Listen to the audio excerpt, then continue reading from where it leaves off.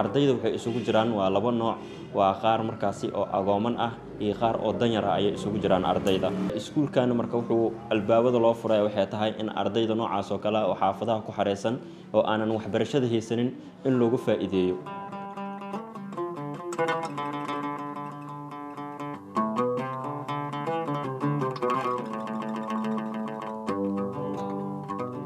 dadka isoo awaabulay oo fikirkan keenay waa dadka hadda macallimiinta ka ah iskuulka macallimiintu waxay isugu jiraan qaar markaas arday oo dhigata dugsiga sare iyo qaar markaas dhigata jaamacad aniga tusaale ahaan haddaan iska soo qaado aniga waxaan ahaa markii iskuulka macallinimo aan ka bilaaway fasalkayga labaad ee dugsiga sare ayaan ahaa maantana heer jaamacadeedaan maraa waa 2 sano iyo markaas gogo marka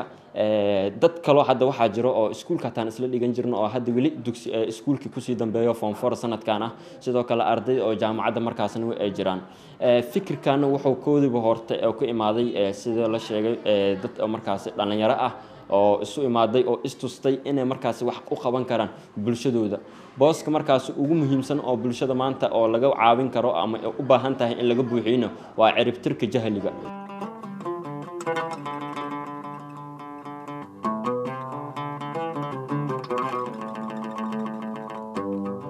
anigoo kale waxaan macallimad kamida macallimiinta iskuulkani sanadkan ugu dambeysay ee form 4 ka fadhiya iskuulka xilligan ka soo baxna ayaan bilownaa in xiisadaha aan bixino xitaa mararka qaar guriga laguma noqdo saakis loo soo tagay tirada saxda ah hadda gacanta lagu hayo iskuulkan wax ka barato oo fadhido hadda aan wax baranna waa 7 arday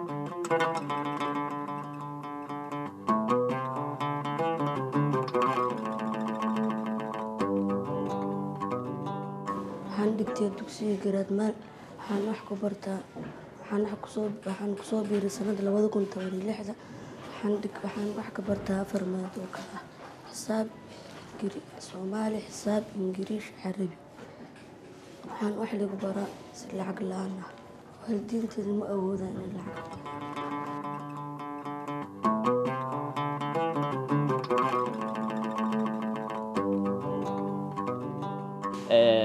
wax hool walba aad qabanaysid marka waxa lagama maarmaan ah inaad tashid qarash qolka waa noo kireysan yahay hadda iskuulka ah waxa way kiraan nagala qaada kiradaas sidoo kale waxa si dheer jeestada ardayda wax looga dhigayo in markaas lacagaad ka soo baxsanay qof lacag la'aan kugu siinaysa ma laha waxa soo qarashaad ah ama lacagaad ah waxay ka imaadaa jawaabka macallimiinta qarashaadkaas anaga aan isku dardaro transportka anaga waalidiinta ee na siiyaan aan ka jarnaa wixii markaasi oo nagala rabay kirada oo iskuulka oo naga aadanayd aan ka bixina meel aan dhignaa waayo hal qof iyo laba qof ma macallimiintu ay wada badan yihiin min $1 min $2 la iska aruuriyaa bishiiba intaas kugu soo aadaysa $1 ama $2 waayo wuxuu dareensan yahay macallinkaas in kiradaasi asaga laga rabo oo aan laga rabin qof kale waayo ardayda aan wax bareeno wax lacag kama qaadno waxa waaye laga yaabo xataa ardayda qaarkood markay book iyo qalin ay soo keensan waayaan in anaga jeebkeena ugu bixino marka aan u gadno qalin iyo book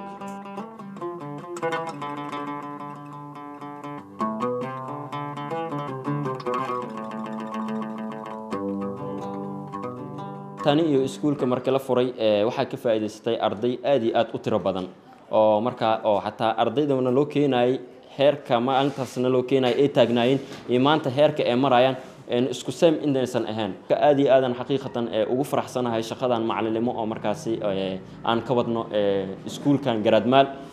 sida anaga aan rajeynayna waxay tahay inay gabi ahaan dalka Soomaaliya inay ku faafto barnaamijkan waxbarashada iyo wacyigelinta oo si tabarucaad ah ay ku sameynayaan ururka waxbarashada iyo wacyigelinta ee garaadmaal